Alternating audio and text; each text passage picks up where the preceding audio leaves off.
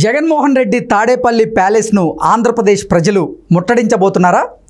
Jaganmohan Reddy Tadepalli palace మీద ఆంధ్రప్రదేశ్ ప్రజలు దండయాత్ర చేయబోతున్నారా అంటే అవుననే సమాధానం ఇస్తున్నారు కొంతమంది రాజకీయ విశ్లేషకులు.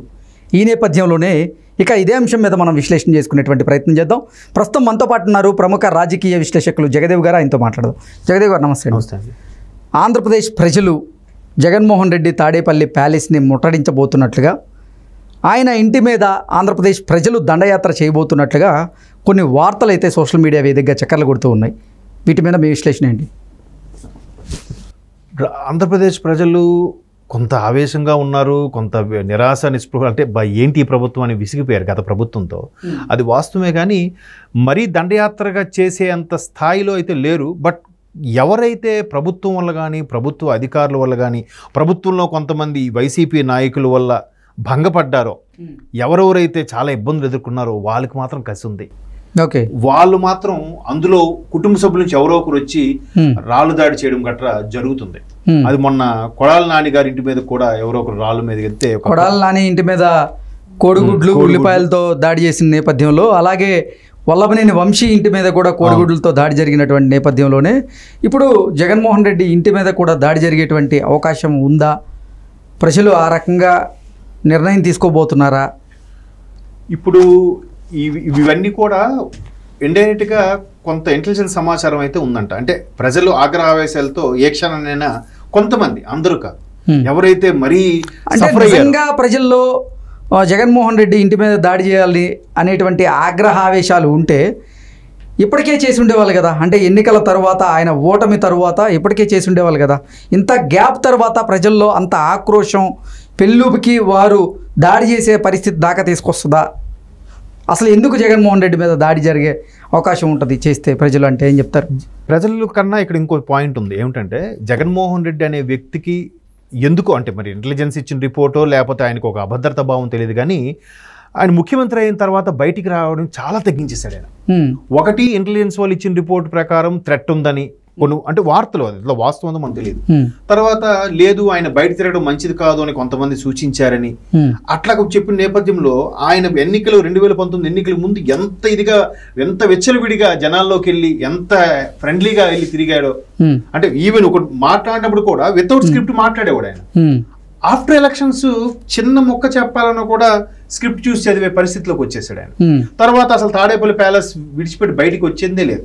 ఎక్కడో ఒక మెడికల్ కాలేజ్ ఓపెన్ అయింది, రిబ్బన్ కటింగ్, ఒక పోర్ట్ ఏదో ఓపెన్ అయింది, రిబ్బన్ కటింగ్, 2-3 సందర్భాల్లో తప్ప మరలా ఎన్నికల క్యాన్వాసింగ్ కి మొన్న 2024లో బయటకు వచ్చారో తప్ప బయటకు వచ్చింది చాలా అరుదు. ఒకవేళ బయటికి వెళ్ళినా మంది మార్బలం, ఫుల్ సెక్యూరిటీ, తర్వాత దారి పొడవున ఏమైనా చెట్లు ఉంటే చెట్లు కొట్టేయడం, అక్కడికక్కడ 5 కిలోమీటర్ డిస్టెన్స్ లో కూడా దారి మార్గంలో వెళ్తే మనకి ఏమైనా ప్రాబ్లం ఉంటుందేమో చెప్పి హెలిప్యాడ్ వాడుకోవడం, హెలికాప్టర్ వాడుకోవడం, ఇవన్నీ కూడా మనం చూసాం గడిచిన 5 ఏళ్ళలో. సో అంత భయాందోళనకు గురైన మనిషి ఇప్పుడు ముఖ్యమంత్రి కూడా కాదు, మాజీ ముఖ్యమంత్రి, ఒక సాధారణ ఎమ్మెల్యే. ఇప్పుడు ఇంకా ఎక్కువ ఉంటది కదా. అండ్ మోర్ ఓవర్ గవర్నమెంట్ కూడా ఇవ్వాల్సిన ఫెసిలిటీస్ అన్ని కూడా ఒక్కొక్కటిగా తొలగించేస్తుంది. అంటే ఆంధ్రప్రదేశ్లో ఈ సార్వత్రిక ఎన్నికల్లో వైసీపీ ఓడిపోయిన తర్వాత జగన్మోహన్ రెడ్డిలో ఒక భయాందోళన మొదలైందని, అందువల్లే ఆయన భద్రతని కూడా ఆయన పెంచుకున్నారు. అలాగే తాడేపల్లిలో ఉన్నటువంటి ఆయన నివాసం ఏదైతే ఉందో ఆ నివాసానికి కంచె కూడా ఏర్పాటు చేయించుకునేటువంటి పరిస్థితికి జగన్మోహన్ రెడ్డి వచ్చాడు అంటూ కొన్ని వార్తలు వస్తున్నటువంటి నేపథ్యంలో ఏంటి అసలు జగన్మోహన్ రెడ్డి ఇంత అభద్రతా భావానికి లోనవ్వడానికి కారణం ఏంటి? ఎందుకు ఆయన తన భద్రతని పెంచుకోవాల్సి వస్తుంది? తన ఈ నివాసానికి కంచె ఎందుకు పెద్ద ఎత్తున ఏర్పాటు చేయాల్సి వచ్చింది అంటే ఏం చెప్తారు?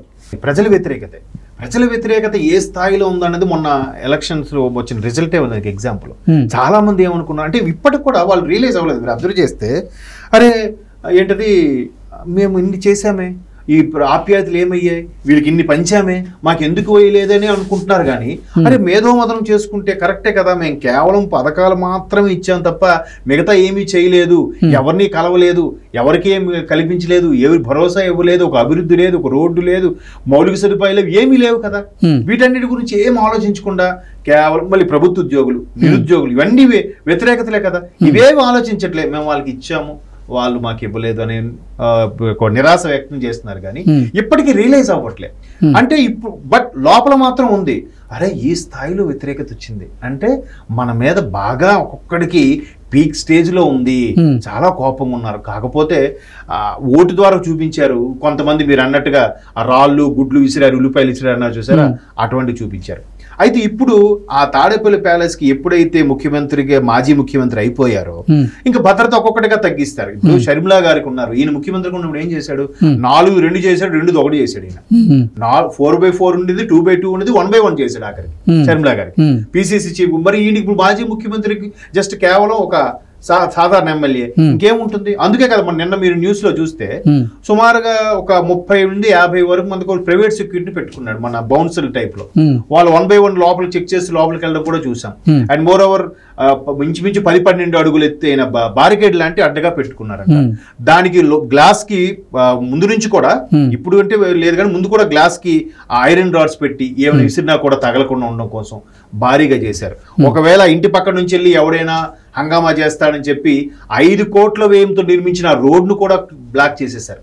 ఇప్పుడు ఆ రోడ్డు ఈ ప్రభుత్వం రావడం వల్ల ఆ రోడ్డు క్లియర్ గా ఇప్పుడు మళ్ళీ క్లియర్ చేశారు. అందరూ తాడేపల్లి ప్యాలెస్ బయట ఏం జరుగుతుంది ఇప్పుడు అంటే ఆంధ్రప్రదేశ్లో ప్రభుత్వ మార్పిడి జరిగినటువంటి నేపథ్యంలో తాడేపల్లి ప్యాలెస్ బయట ఏం జరుగుతుంది, ఏం జరగబోతోంది?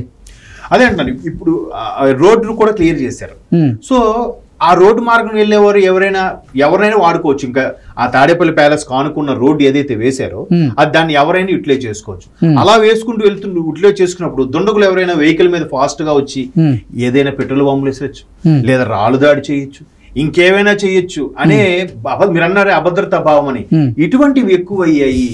అంటే మరోవైపు వైసీపీ నాయకులు ఎంతమంది ఏమని విమర్శిస్తున్నారు, కేవలం జగన్మోహన్ రెడ్డి గారి ఇంటి మీద దాడి చేయడం కోసమే ఆ రోడ్డుని క్లియర్ చేశారు.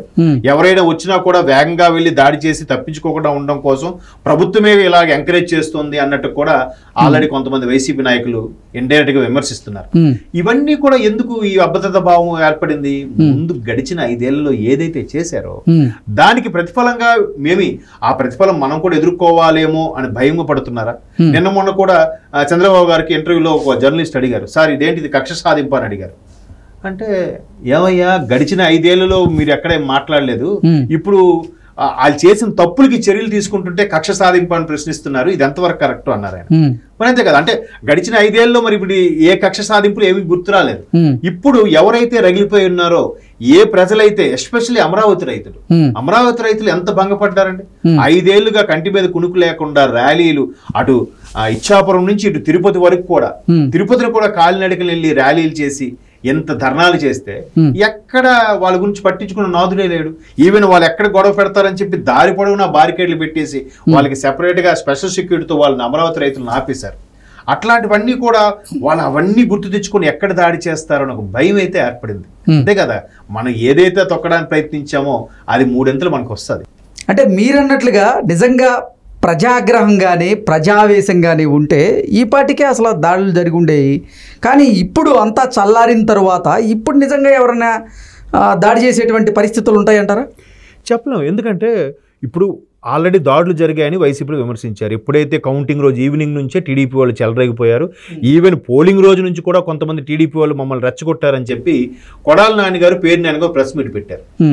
ఎక్కడికక్కడ దాడులు గొడవలు జరిగాయి అనేది వాస్తవమే. ఎవరికెవరు రెచ్చగొట్టారో ఎవరికెవరు ప్రేరేపించారో విషయం పక్కన పెడితే, దాన్ని బాబు ఎవరు రెచ్చగొట్టినా మీరు సైలెంట్ గా ఉండండి, ఏమిది ఎవరిని ఏమనొద్దు అని చెప్పి చంద్రబాబు నాయుడు గారు పవన్ కళ్యాణ్ గారు స్టేట్మెంట్ ఇచ్చారు. ఇది ఎలా ఉంది? పాజిటివ్ వేలో ఉంది.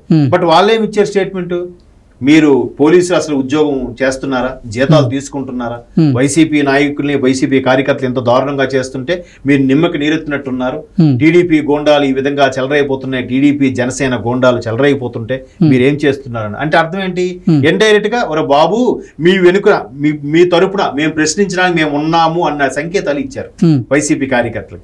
అలా ఇవ్వడం ఏమవుద్ది, మరకాస్త వాళ్ళ మన వెనకలు ఉన్నారులే, మనమేం తక్కువ, మనం ఇప్పుడు కాకపోతే నెక్స్ట్ 5 ఏళ్ళు మన టైం వస్తుంది, ఇప్పుడు మన టైం రాలేదేమో, మనం చెలరైపోదాం అన్నట్టుగా ఉంటది. అంటే కొన్నిసార్లు ఏమిటి, కోపం అనేది ఆలోచన చంపేస్తుంది. ఆ చంపేసినప్పుడు ఎక్కడెక్కడికో తీసుకెళ్తాయి, దారి తీస్తాయి. సో అందుకు కొంతమంది ఏం చేస్తారు, సరే ఈ సమస్య అంతా సద్దుమణిగిపోయిన తర్వాత ఒక్కసారి దాడి చేద్దాంలే అనుకునే వాళ్ళు కూడా ఉంటారుగా. సో అలాంటి సందర్భంలో జగన్మోహన్ రెడ్డి గారికి ఆంది వేలో రోడ్డు మీదకి వెళ్తూ ఎవరైనా చేస్తారేమో, ఇంటి మీదకి ఏమైనా ఇసురుతారేమో అన్న భయంకి ఒక రకమైన ఆయన అభద్రతా భావం ఉన్నది ఒక విషయం. ఒకటైతే ప్రైవేట్ సెక్యూరిటీని, సొంత సైన్యాన్ని కూడా డెవలప్ చేసుకుంటున్నారంట. ఎందుకు అంత డెవలప్ చేసుకోవచ్చేసిందంటే ఎవరు చేసిన భయం వాళ్ళకే ఎక్కువగా భయానికి లోనయ్యి ఈ విధంగా చేసుకుంటున్నారన్నట్టుగా వార్తలు వస్తున్నాయి. బట్ వీళ్ళైతే మీరు అలా చేశారు కాబట్టి మేము అలా చేస్తాం అనుకోవట్లేదు, మేము అలా చెయ్యం. ఖచ్చితంగా తప్పుకు దొరికింది శిక్ష అయితే మాత్రం వేస్తాం తప్ప ఇట్లా దాడులకు ప్రేరేపించి అధికారులతో పనులు అయితే మేము చేయించి పని. నిన్న లేదు మొన్న హోమ్ మినిస్టర్ కూడా అదే చెప్పారు, అనిత గారు. సో అట్లా ఉండబోదని అనుకుంటున్నాను. మరి చూడాలి ఏం జరుగుతుందని. ఓకే అండి, థ్యాంక్ యూ సో మచ్.